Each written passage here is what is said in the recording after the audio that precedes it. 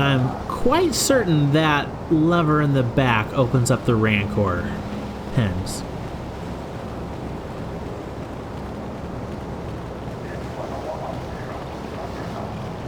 Rakata.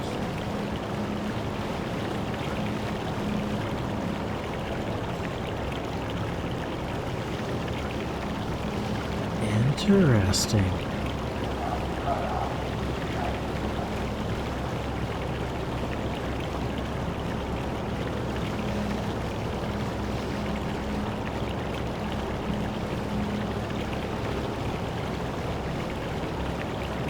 Okay, he said something about finding...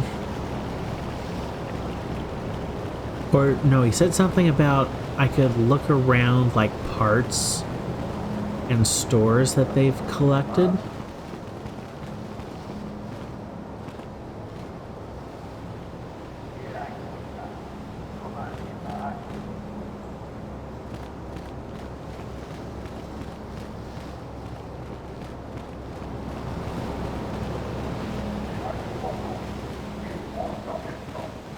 Okay, I'm looking. I want to find some ship parts, please.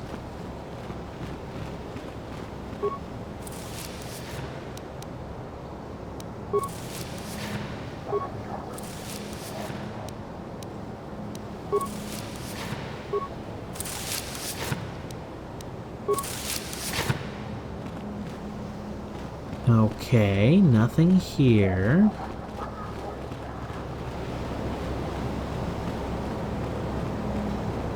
Man, if I was having to battle my way in here, this is a very long path to take.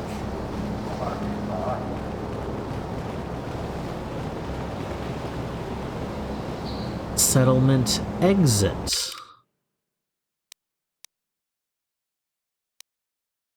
Arena of the One. North Beach.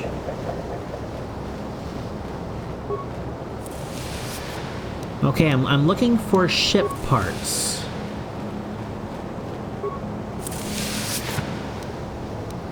Ship parts. I mean, thank you for everything else you're giving me. I mean, this is kind of a... You know how you play a game and games inevitably give you a whole lot of loot right before a boss battle? I'm getting that feeling right now.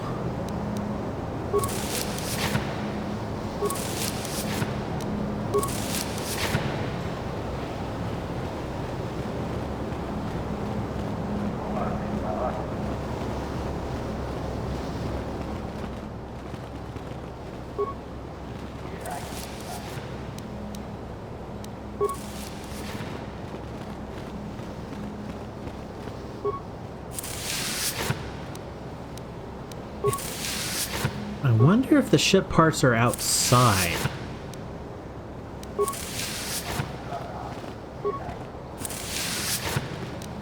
I mean, it did just take all their stuff, but whatever. They said they didn't know how to operate it all anyway. Okay, trapped on a nameless world. The one leader of the Rakata tribe has made a deal with you. He has agreed to help you enter the temple if you slaughter another Rakatan tribe known as the Elders. He wants you to go to their compound near the temple and bring back an ancient tome in exchange for his help.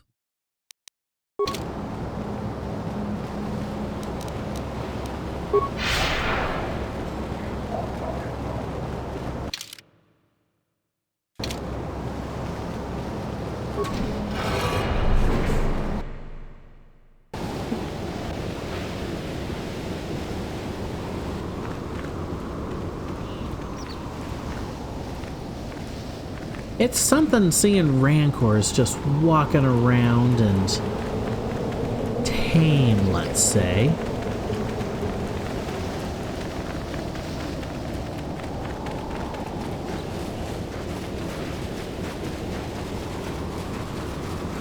young Rancor.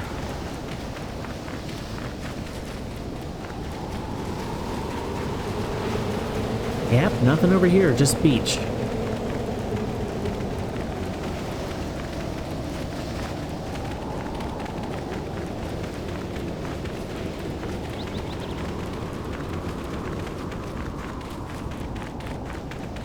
Central Beach. So I need to go out that other way.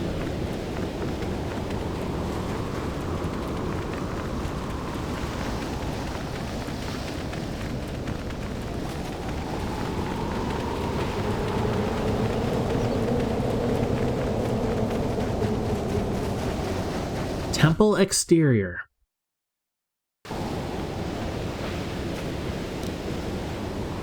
Wild Rancor. Oh no.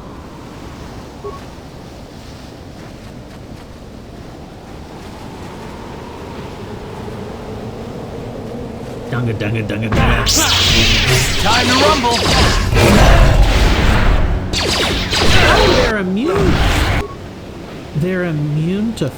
Oh wow! I'm already. Damn. I'm already dead.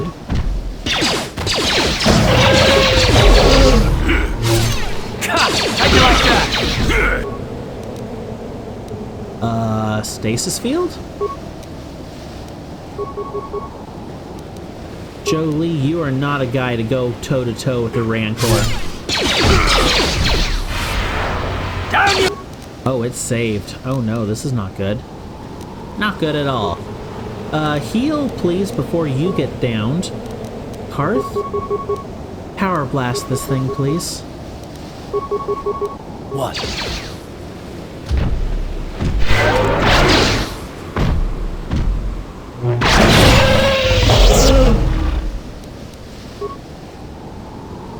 What?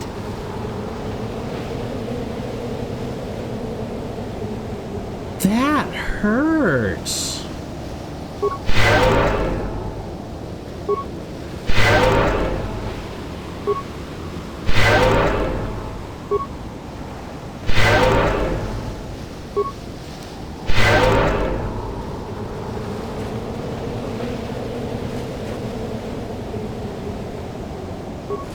What's up with that door over there?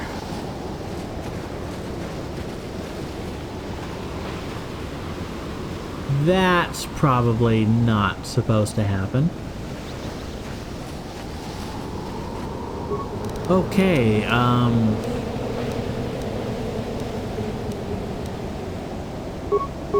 alright, I just have to burn this thing down before it can burn me down. Got it. How'd you like that? Alright, that's exactly what we have to do.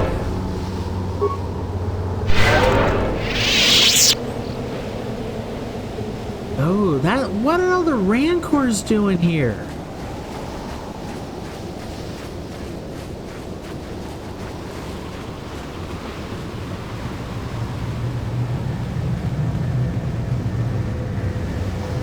Oh, I see what it's supposed to be. There's a powerful energy shield that prevents you from passing.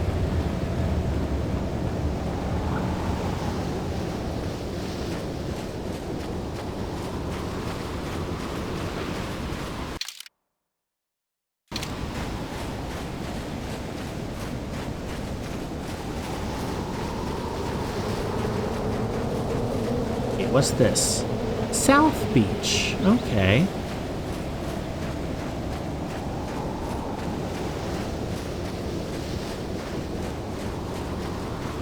Another Gizka.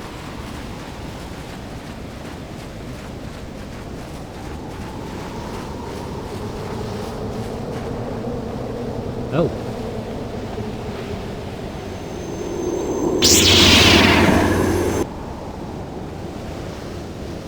Wow, Mandalorians.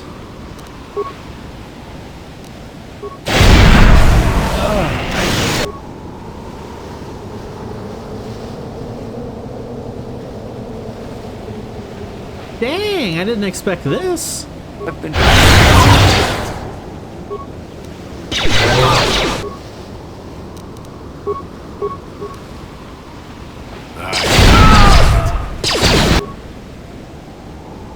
Flashbang!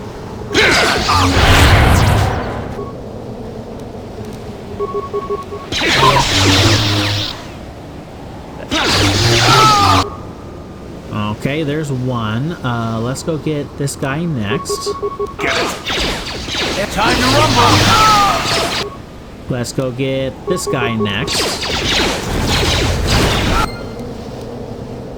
Journal entry. What?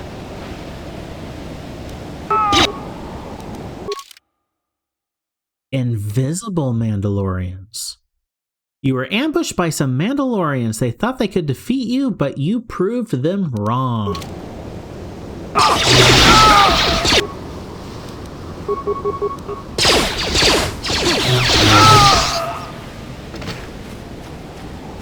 Hey, Karth. Just chillin'?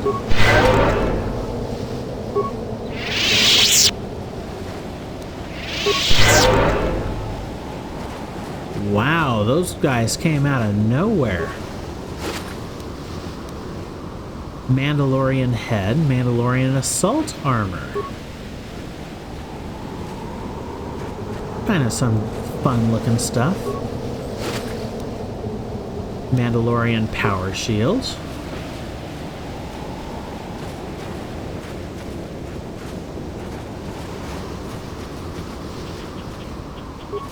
Alright, not all of them give loot, unfortunately. Another power shield. Okay, what were you...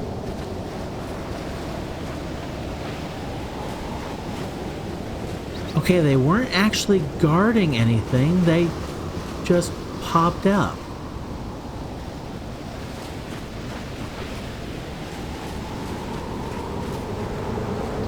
Okay.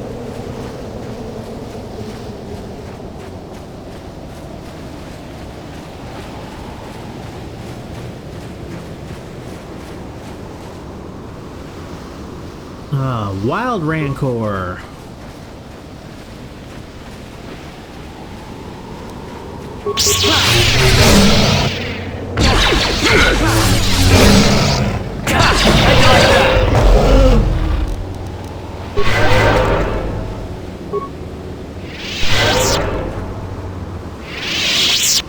Okay, I want to completely clear this place out of Rancors. Those will not be fun to deal with.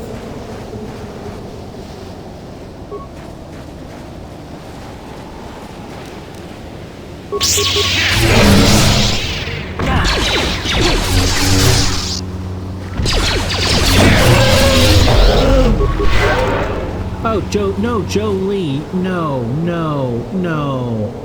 You may be brave, but no, don't. Never mind.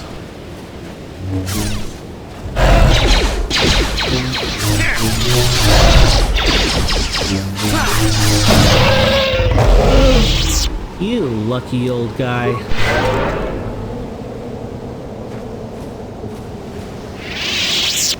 Okay, all of the Mandalorians are now gone. And the only other place I can go to is the South Beach.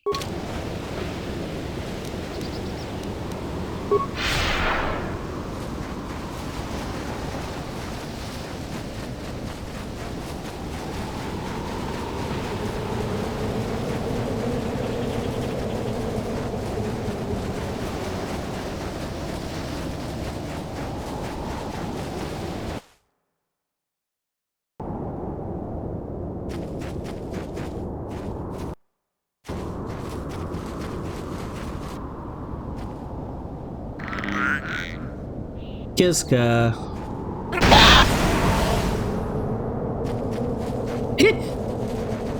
What?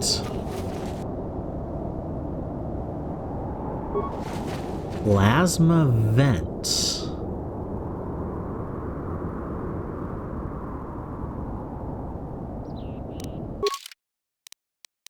Party selection. Jolie, remove. Mission, come on in. What? Oh, it's been a while since I've had you, isn't it? Alrighty, a quick level up.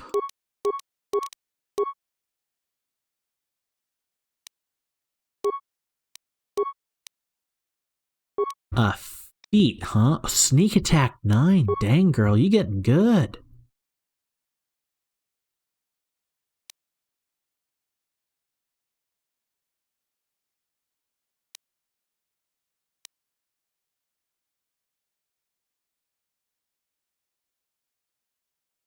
I'm going to improve 2 weapon fighting so she can actually have 2 pistols and be kind of a little bit better like with Karth.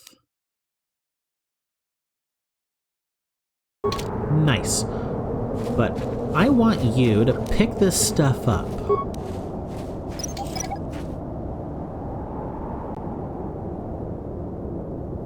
Pick up a plasma vent.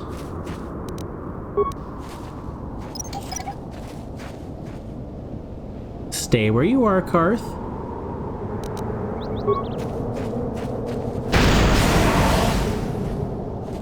That's not what I wanted. Ship parts!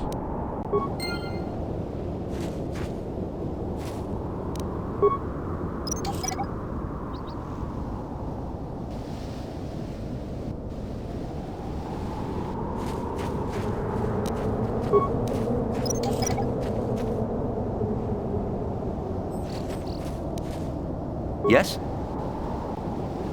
Okay, I think that's all of them.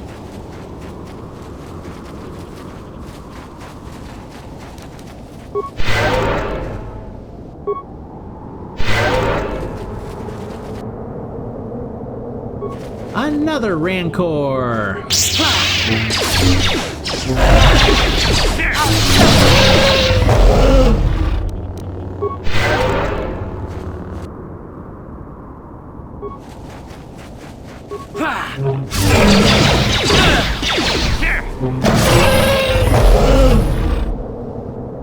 Oh, everybody got a level up there.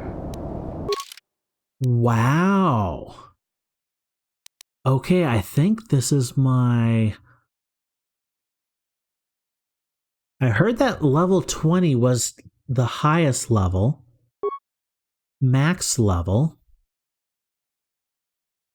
We'll see. Dexterity. Bump that up a little bit.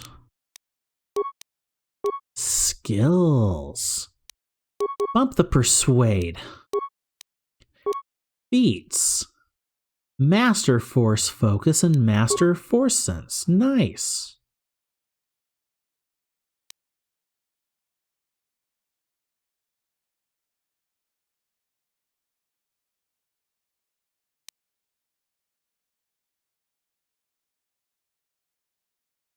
Probably Master Jedi Defense, because it's kind of nice just being able to deflect all blaster bolts that come my way.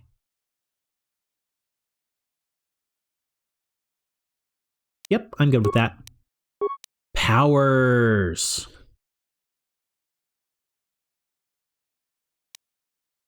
Force armor.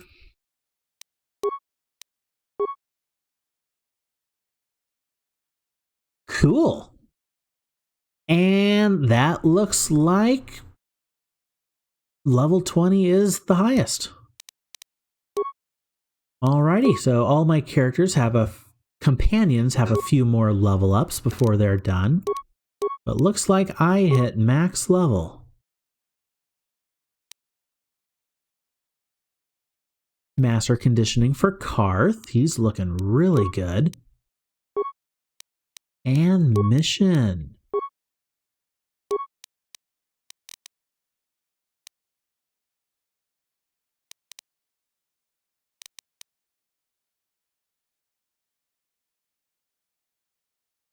I mean, you're already 20 on everything? Computer use? Or if I just keep doing what you're good at and just make you a master at everything.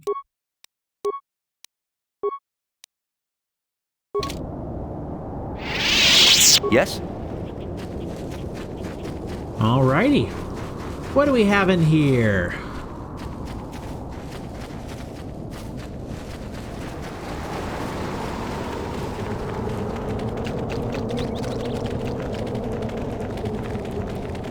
That's an electrified compound.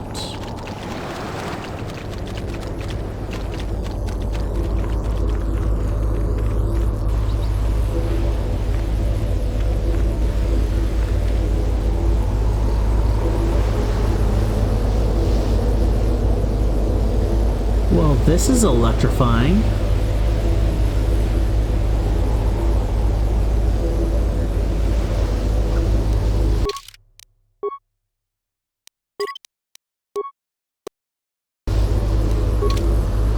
Good place to stop for next time, though.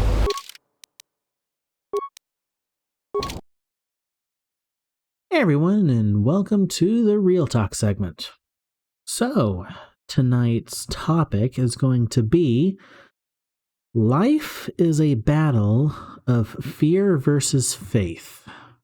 I've spoken multiple times recently about being under spiritual attack, and this is something I haven't spent a lot of my life in under spiritual attack, because one of the things I've mentioned, one of those little sayings, I guess you could call them, that I came up with is, if you're under spiritual attack, then you're doing something right.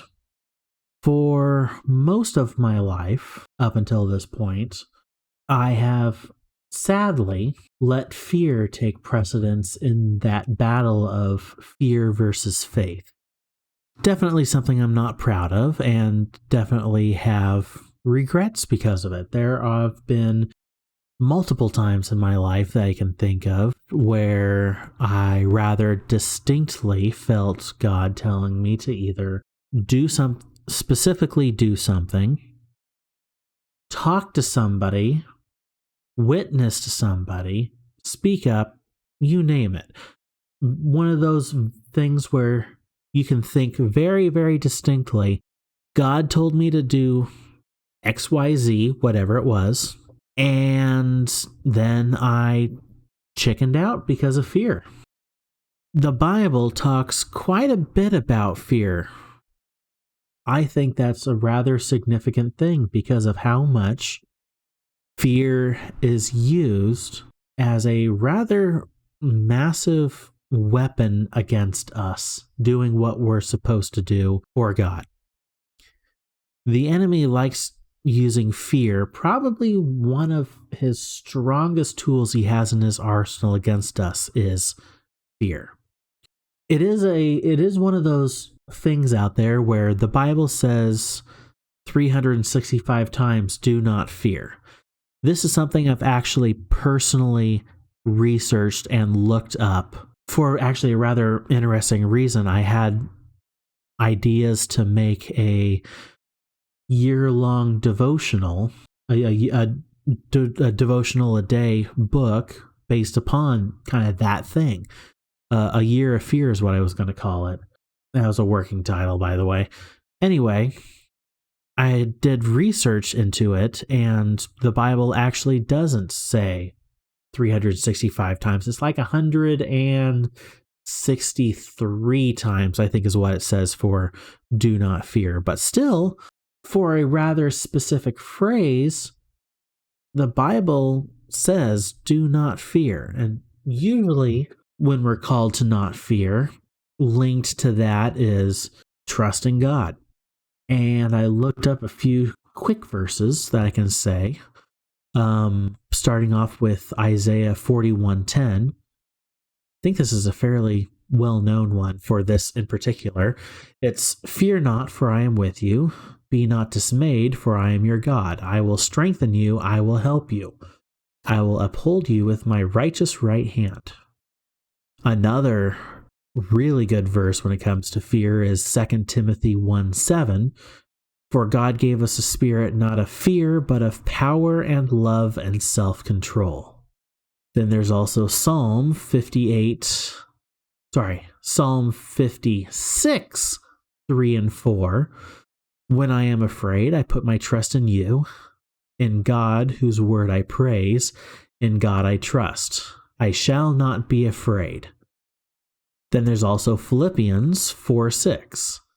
Do not be anxious about anything, but in everything by prayer and supplication with thanksgiving, let your requests be made known to God. So really quickly, there's 4 verses that are easily found in a quick internet search, and all of them say, do not fear. God is our power. God is our stronghold. It's God that strengthens us. Put our faith in him.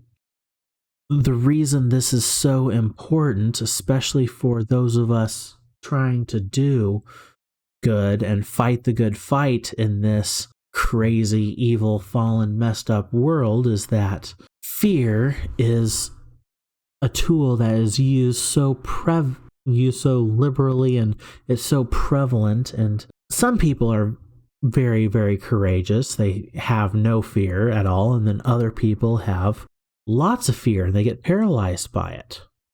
Most people, though, have a bit of a middle ground. We're not paralyzed by fear, but we let it dissuade us from either doing what we're supposed to do, or it takes, what am I trying to say here? It either completely dissuades us from doing what we need to do completely, or it prevents us from being as effective as we could be. I'm trying to remember a phrase. Surprisingly, it's not a Christian phrase. It's one, I think John, was it John Wayne, the old Western actor, that said it? Bravery is not the absence of fear. It is saddling up in spite of it. And that's kind of the essence of it. It's just because we have fear and just because we trust in God doesn't mean the fear automatically goes away. It's that we trust God and act in spite of the fear. Bravery isn't the absence of fear. It is being able to act in spite of it. Kind of a large lead up to what I'm trying to say here, but what makes this so prevalent to my life right now is, like I mentioned earlier, with being under severe spiritual attack right now, is that both me and my wife right now have been under a lot of spiritual attack, and one of those big attacks has to do with fear. And that fear can manifest in many different ways. It can be fear, it could be doubt, it could be uncertainty. But both of us are under spiritual attack right now. And also, here's another thing. I kind of thinking about all this, I went and spoke with a pastor friend of mine, and I just kind of outright asked him, have you noticed or heard about a lot of people being under spiritual attack recently? And he was like, oh my goodness, have I ever? Especially over the last 2 years. And it's been, if anything, growing. And also with this, almost every single other Christian content creator, whether they are a streamer or a YouTuber or any capacity, pretty much every single Christian content creator that I know of or follow in some way, shape, or form, over the last few months, I've noticed almost every single one to a T has mentioned being under attack, having a lot of stuff come up, pressures, things going wrong. And I think it's rather significant that every single Christian content creator and many people in my home church and probably everywhere were all being spiritually attacked in much greater ferocity than we've had, and I'm almost willing to bet ever. That tells me something big is coming soon. What exactly, I don't know, but it could potentially be the beginnings of a rather significant revival. I've been seeing some things over the last year of lots of people waking up, people realizing just how fallen and sinful this world is, people waking up. I know there was, it was rather famous and in the social media for a while, but I forget what it was, but it was some college in America that had a huge revival happen in their chapel, and it lasted like a week and a half or something like that. It was a number of months ago. You could probably find it online. But stories like that, I feel like, are going to be getting a lot more common. We're going to have a lot more stories of revival. And leading up to, and even during and after that, we're going to be having lots of spiritual attacks. We're going to be having lots of fear coming our way. And when we are under the spiritual attack most, that's when we need to have the most faith. Goodness knows my wife and I have reached out to multiple friends, family, and even our pastor friends talking about needing all that. But even more so than all of that, we've prayed together and asked God for help and protection and strength and endurance and all the other stuff we need during this time. Some days we do better in the faith over fear department. Other times we have fear takes control a little bit. It's definitely not something where you pray once and then you never fear again. It's always a battle. Every single day is a spiritual battle. So if you are under a lot of fear right now and you have a lot of uncertainty as well, a lot of doubt, a lot of pressure, let's say, but at the same time, you have in the little back corner of your mind, the little quiet voice telling you what it is that you need to do, what direction it is that you need to walk in. And you know that voice is correct. Pray, look up verses about faith and fear, and do your best to face that fear head on and follow what that voice tells you in spite of all that fear. Goodness knows I wish I had done that more in my own life. Many things could have probably ended up much better for me if I had. Don't let the opportunities go, because some of them you might get second chances later on. This entire ministry I have right here, right now that I'm speaking to you is technically the biggest second chance I've ever gotten, because I almost ruined my life and my marriage with video games. That's kind of the funny thing. I've talked a good amount before about addictions, and video game addiction was one of them. Now here I am with a literal video game ministry online. Never thought this would happen before. There are other things in my life that I was led to do that I didn't do. And I know in my heart of hearts that time passed and I won't get a second chance at it again. And it hurts. It's a regret that I wish I didn't have. So take heart. Hopefully you can learn from my example. Fear is intimidating. Fear is paralyzing, and that's why the enemy uses it so much. But we got to have the faith more than the fear.